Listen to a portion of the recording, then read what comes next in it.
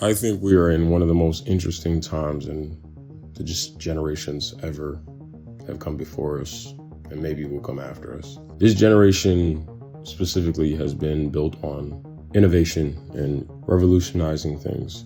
So at the start, maybe being kids, the biggest thing that was most impressive was the fact that new things came out. You had Pixar, DreamWorks, all these movies that were coming out were the best to ever be done. Innovative, different. Superhero movies were fresh. Everything was fresh.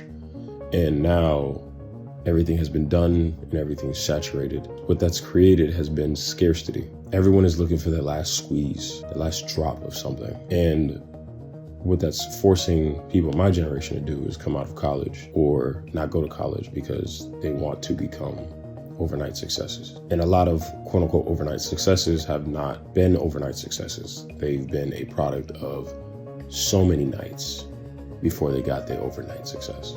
And what's scary about that is that my whole generation is rushing towards things that take time. Success takes showing up. Showing up takes time. And time is a fundamental instrument within everything. Everything. You want something, it takes time. We've modernized the world so much that it's become less time and more convenient for everyone. That doesn't mean it's still not there. Certain things have a prerequisite of time that is required and necessary. And because of things being turned into convenience and automated with how fast things can be perceived or received to someone, we also think that we can speedrun success. I'm guilty of this too, because I will look at things and go, wow, they were able to do that. So as long as I show up, then it'll happen to me just as well. It's not to say that it can't. It's just to illustrate the point that we are trying to make microwave success when a lot of it is turkey. And what I mean by that is like Thanksgiving turkey success. Thanksgiving turkey, you wake up super early and you cook it the whole day. I'm not even a turkey expert. Some people might have been cooking the turkey the night before, right? And keeping it in the oven, slow cooking, you know what I'm saying? And some of the best meals that I ever made are slow cooked. Some of the best things you ever eat are slow cooked, done with precision. Precision is just because the souffle has fallen so many times.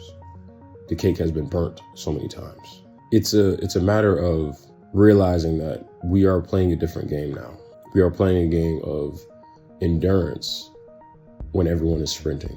And that's hard to realize because when everyone is sprinting, of course, your immediate reaction is going to be to sprint as well.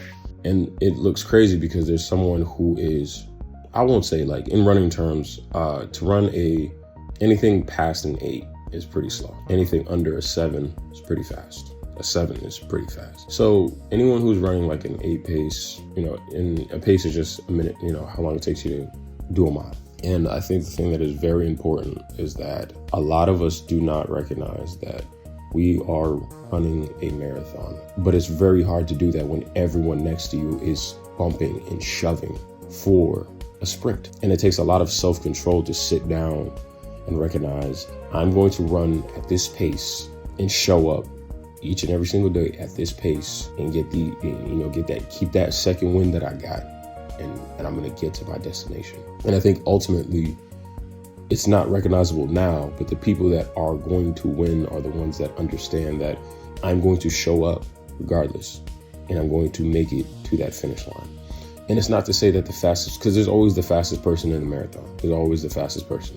That doesn't necessarily mean that they always win, but there always is the fastest person in the marathon from the start, for most of the race. And we don't know what happens towards the end. They might be the one that wins, or they might be the one that consecutively has won every time. That is also a result of perfecting something day after day after day after day after day. And I think what we have failed to realize is that when it comes to becoming someone more, becoming something more, doing more, creating something that has never been created, at least within your immediate proximity, we fail to realize that you are someone who needs time to be curated and perfected, whatever that looks like. So I live in a generation that is consumed by speed, and success loves speed. And there is an aspect of it when you need it, but success also requires time. And I can't tell you how much time that does take. But I think the thing that I'm trying to say is we cannot kill ourselves over not being successful fast enough when success requires time.